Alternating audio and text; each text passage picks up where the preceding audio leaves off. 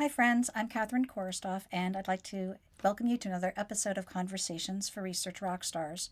And today I'd like to talk about something that I've been hearing from some of our students who are involved in survey research. And survey research is a topic that's near and dear to my heart. That's how I got my start in market research years ago. And those of you who are Research Rockstar students may be familiar with some of the survey research classes that we have at Research Rockstar on questionnaire design and project management, report writing, and so forth. There are a lot of topics in the world of survey research, but one of the questions that I've been getting lately is coming from a very specific context. And that's the context of people who are being asked to design their first professional level survey. They are being asked to do a questionnaire design from scratch, and they aren't necessarily being given a lot of direction. So they may know what the research objectives are, they may have some ideas about how they're going to approach, but they haven't really been given a lot of direction. They might not have even had training yet on how to design professional quality questionnaires. Maybe what they've been given are just a couple of examples. It's a common scenario. Somebody says, hey, I need you to design a questionnaire. I know you haven't done it before, but here's some examples of ones we've done in the past. Now, that's great that they're giving you examples, right? But it still puts you in this uncomfortable situation because, well, do I know for sure that those examples are great questionnaires? Could there have been opportunities to improve there?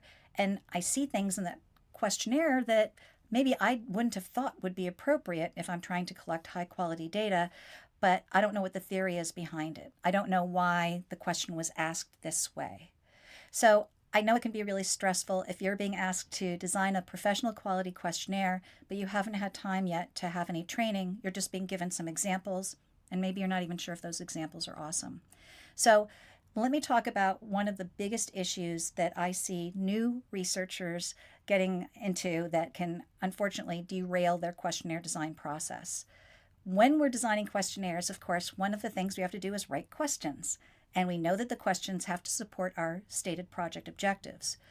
What I find is that a lot of times, even newer researchers do a great job of writing the question. It's the answer options where they stumble. Now, in survey research, obviously we are collecting data that's fairly structured. So our questions are typically closed-ended questions. We're not doing a lot of open-ended questions. In an open-ended question, we're just asking a question and then adding a text box. I don't have to give answer options. Now, in typical surveys, we usually won't have more than 2 or 3 open-ended questions like that because they take more cognitive effort, and frankly, compliance with those questions isn't great unless you're doing telephone data collection. Usually compliance on telephone data collection is good, but if you're doing online surveys, a lot of people really don't answer open-ended questions very thoughtfully. And that creates the issue of having to clean the data or just having to accept low compliance. So in survey research, most of our questions are closed-ended questions. Now, sometimes they're just very simple, check all that apply questions or check one questions, right? Sometimes the questions are very simple. But usually we're doing something a little bit more. Usually we're using this questionnaire to measure attitudes, perceptions, reactions to a concept, etc. So it's not just binary. It's not just yes or no. It's not just checking one of multiple boxes. It's something that's more nuanced. And that's when we start talking about rating scales. Now, when we talk about rating scales and questionnaire design, it's a really big topic. We have 2 whole courses. We have Questionnaire Design 101 and 201 that get into rating scales. So it's a really big topic. But I want to point out some of the things that I think do trip people up, especially if it is your first time having to do a professional quality questionnaire. So the first thing I want to talk about is a little bit about scale jargon. And when you look at a questionnaire and you might see a question like, please indicate your level of satisfaction with your automatic opening trash can. Okay, so you work for a company that makes automatic opening trash cans and you're doing a satisfaction survey. Okay, well, that seems like a pretty straightforward question. Please indicate your level of satisfaction. Great. But then how do you provide the answer options for that? Do you do it as a rating scale where it is rating from very dissatisfied to very satisfied? Or maybe you do a rating scale that is what we would call unipolar. So it goes from not at all satisfied to extremely satisfied. So there are different ways of structuring that rating scale. It seems very simple, but there are two different options. So in the case of the bipolar scale, I might be going from the lowest score of very dissatisfied, somewhat dissatisfied, neutral, somewhat satisfied, very satisfied. All right, so that's my rating scale. But again, I could have done it that way, or I could have done it the unipolar way. What would your preference be? What would your gut be? Now, there are different opinions. There is a lot of research on the efficacy of both approaches, but a lot of researchers do prefer the bipolar approach as a way to avoid any potential acquiescence bias. For example, when you've got the unipolar approach, you can see that the word satisfied is in every single answer option. Whereas with the bipolar approach, we're more encouraging or inviting extreme opinions. And so that's why some researchers do prefer bipolar. But again, it's a choice, and it's a choice that you might not have ever learned. The other thing about scales that is important is that there are considerations. We have to think about whether or not it's unipolar or bipolar, but we also want to think about how many points do we want on that scale. Now, in a lot of online surveys, you see that the default is 5 points. Is 5 points always the right number of points? No. And there's a lot of research on this. And for those of you who are taking Questionnaire Design 201, you've seen a lot of the links to some of those different experiments cited in the course. There is a lot of data that suggests that in different situations, either longer or shorter scales are going to be appropriate. We also have to make decisions about scale direction. Are we going low to high or high to low? Now, that is a big debate I don't have time to get into today, but there, again, is a lot of research on what is going to be best when measuring customer attitudes and opinions. And then, of course, there's debates about how to label scales.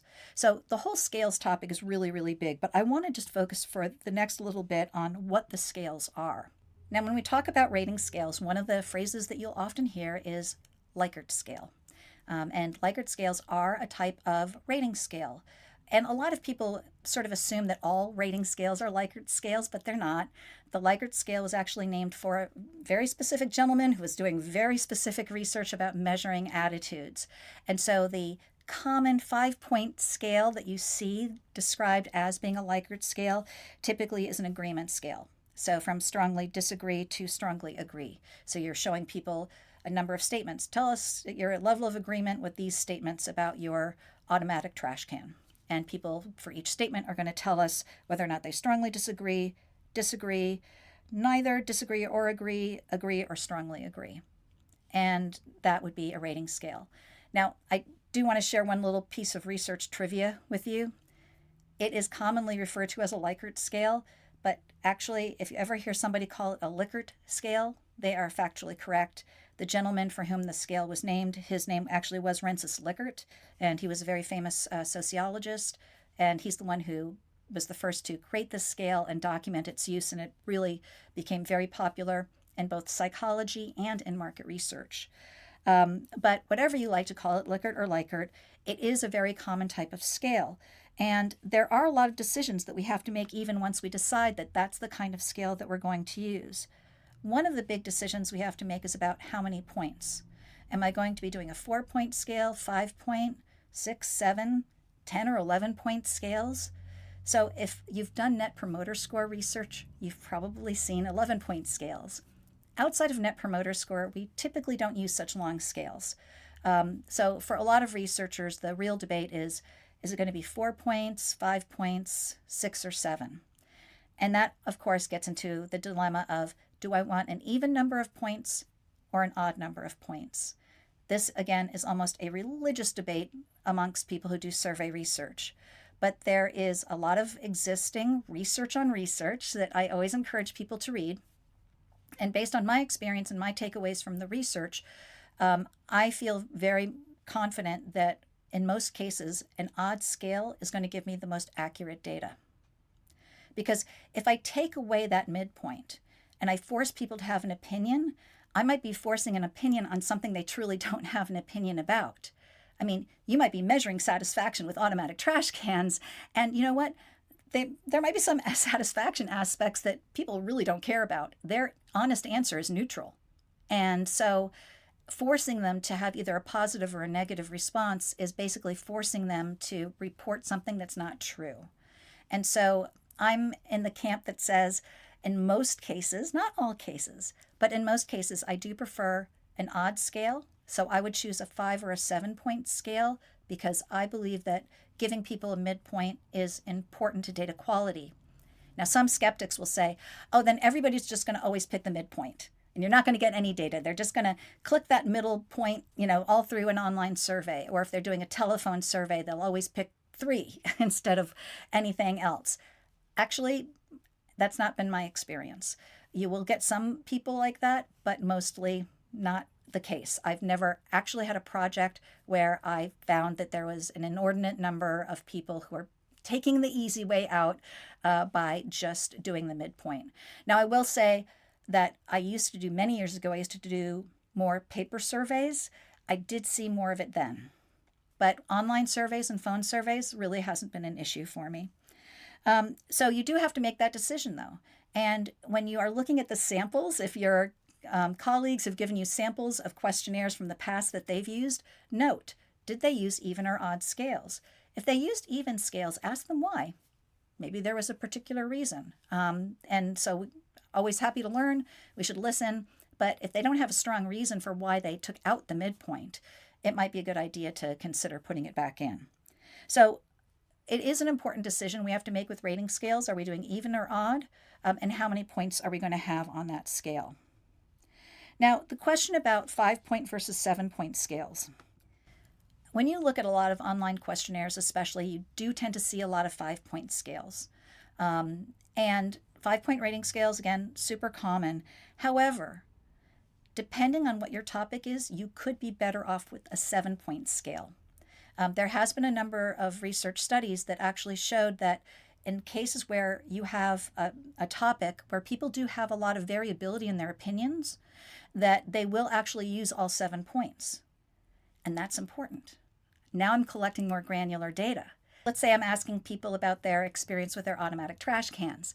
I might be asking them for their overall satisfaction, satisfaction with the weight, satisfaction with certain aesthetic aspects of it, satisfaction with the reliability with which it does automatically open. I could be asking about their satisfaction with a number of different things. And if those are things people really care about, and I give them a 7-point scale, I'll see it because people will use all 7 points.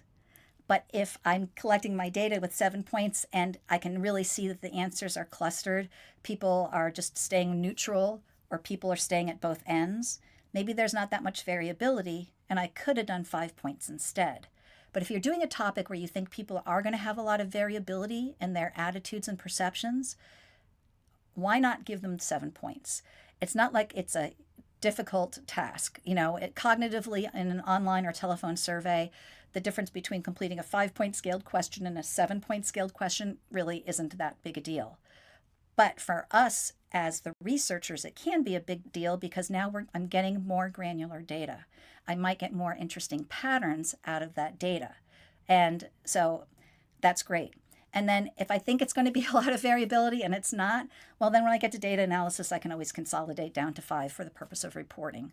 But at least I've got the 7-point data in case there is a lot of variability, which is a long-winded way of saying, and if you are doing odd scales, typically you're going to be choosing between 5-point scales and 7-point scales. A lot of research exists that suggests that 7-point scales are actually more accurate, especially in product categories or topics where you are likely to get a lot of variability in opinions. So it is definitely something to consider. But sometimes we're doing research where we need priorities. So we want to measure attitudes or perceptions, but we also want to prioritize them. So is the Likert or Likert scale going to be appropriate for those types of tasks? Well, let's look at an example. In a case like this where you're asking people a number of attributes and to indicate whether or not they're important or items they're satisfied with, there is a risk of being told basically that everything is very important or they're very satisfied with things. Believe it or not, people are nice, and sometimes they will default to giving you a positive answer. And if we really need prioritization, we can't let that happen. Well, as you can see in this visual, it is going to happen. I could have a case where everything is very important. And that, to me, as a researcher, is not awesome because now I have no prioritization. So it's really not going to be an appropriate choice. So what else can I do? And what else can you do that you may not have seen in the sample questionnaires that you were given? One option is the semantic differential scale. The semantic differential scale is another kind of rating scale. It's always bipolar, and here I'm showing you an example of what one might look like. So here we're asking, which of the following words most closely fit product X? And they're being shown a number of pairs, low quality to high quality, typical, unique, etc. The answer is going to be how they select a point on the scale between those pairs. Given a choice between low quality and high quality for this product, am I going to mark my opinion at the lower end or at the higher end or someplace in between? But notice that I'm not asking people to agree. That is, I'm not saying, do you agree that this part of the product or this aspect of the product is something that is accurate? Do you agree that this is a high quality product? It's really making it as objective as possible by giving it in a bipolar pair. So it's still a rating question. It's just not a question that's being rated in terms of agreement. We're actually putting the attributes into the answer options, not into the questions. With rank order, we get forced priorities. Not everything can be very important, or not everything can be highly satisfied. So with rank order, people do have to put things into a sequence, and each item in that sequence can only exist once. So what I'm showing here now is an example where 1 is the highest value, each number can only be used once, and in this case, how would you rate your criteria for selecting a laptop computer? And we're going to rate those criteria from most important to least important. So now I get away from that other issue where everything's very important. I can clearly see what their priorities are. Now, the challenge, of course, with rank order questions is that they're difficult, especially if you have more than 5 items. I usually try to keep my rank order questions to no more than 5 items because it really does take people more time to think through, and we don't want to cause that much fatigue, right? We want people to answer the question without finding it tedious. So when I do rank order questions, I do keep them to no more than 5 items. Now, I know what some of you are thinking. Okay, so if I do a rank order question, I know feature A is more important than feature B, but I don't know by how much. Are they virtually the same in importance? Or is feature A really important and feature B is not so important? Well, you're right. With a rank order question, we don't know, which is why we sometimes will use a constant sum question instead. And that's what I'm going to show you now. So you can see in this constant sum question that we're taking a different approach.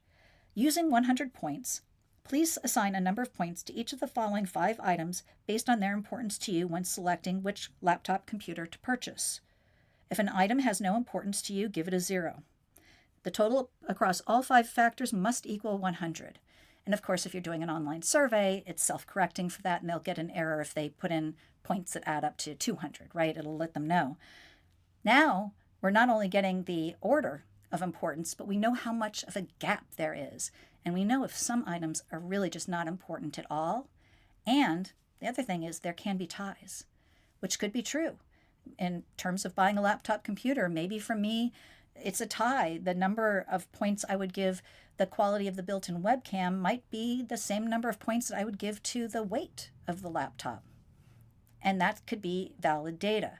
So unlike a rank order question, with a constant sum question, I'm not only getting an order, I'm allowing ties, which could be true. I'm allowing zeros, which could be true. And I know the magnitude of the difference between the different items. So hopefully for those of you who have been tasked with doing questionnaires, again, maybe it's your first professional level questionnaire and you haven't had time yet for real training on the topic, hopefully some of these points will make sense to you and will be valuable also as you talk to your colleagues about what is going to be best for collecting the best data for this particular survey project. If you have any questions or comments, please do add them below. And for those of you who are looking to learn more about questionnaire design, please do check out the quantitative courses at researchrockstar.com.